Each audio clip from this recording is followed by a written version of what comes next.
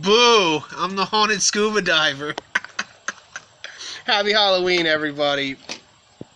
I was just eating some Halloween candy. Oh, it is good. Oh, I got chocolate melted on my fingers. I have a friend who can't have milk. I think about him a lot. I remember we used to go trick-or-treating every year.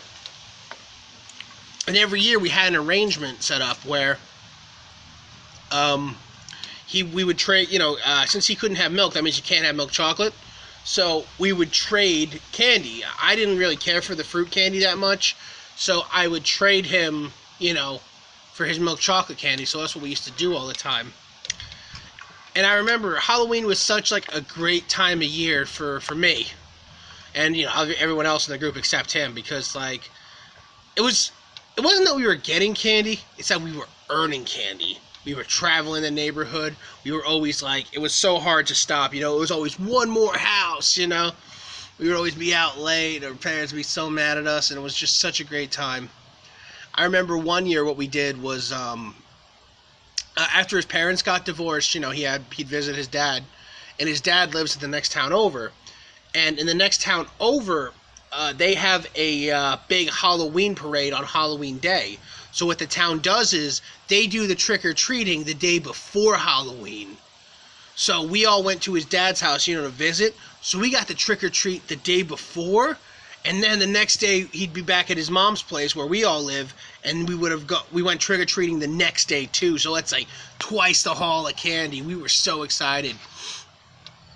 I remember that year I was a cow for Halloween.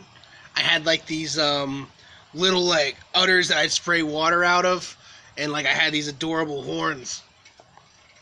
He was like trying to be something cool, like I think he was trying to be an army man or something, but in his kids made like a friggin' thing of string cheese, he's just so skinny.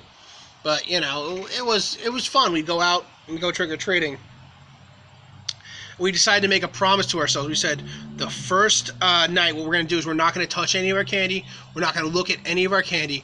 We're gonna go out the first night, get all we can, and then we're not going to look at it, touch it, or anything until after we finish trick-or-treating the second night. And we'd see all our candy all at once.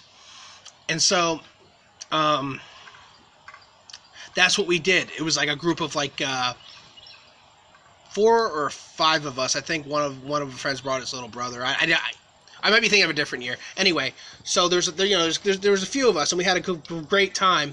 We finally get back to the house, and we are ready to eat the candy and trade the candy. We were gonna watch I love on Halloween as a kid how they'd have the spooky episodes of your favorite cartoons, and so we get all our candy out, and lo and behold, he dumps out the first sack, the sack from the night before, and it's literally all milk chocolate. Like, there is literally nothing in that sack that he can eat. No fruit candy, no mints, nothing. So then, he dumps out the second sack, and lo and behold, same thing. There was just milk chocolate. And, this poor kid, you can tell how heartbroken he was. Because we looked in our sacks, and we were able to, get a couple of those, lame fruity candies.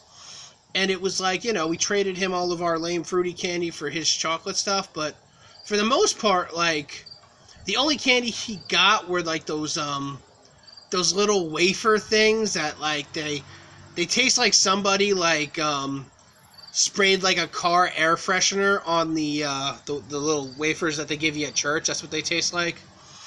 And pennies. So he ended up, we gave him all his stuff. He basically went trick-or-treating for 2 nights. That was probably it was on a weekend, so that was probably a good 16 hours of work, and all he got for his troubles was 7 cents and a pack of mints. And, he just kind of watched as we, traded candy all night and ate and watched spooky specials. We did our best to include him, don't get me wrong, we were trying to make him feel like a normal kid, but I think, watching the cartoon retelling of Frankenstein's monster, I think he felt like he was the monster, like he was the one that didn't belong in this commercialized chocolate society. I remember he went to the bathroom when he came back. The camouflage paint he was wearing, as a soldier, was wiped away. I think he wiped it away from crying, but, I never asked him.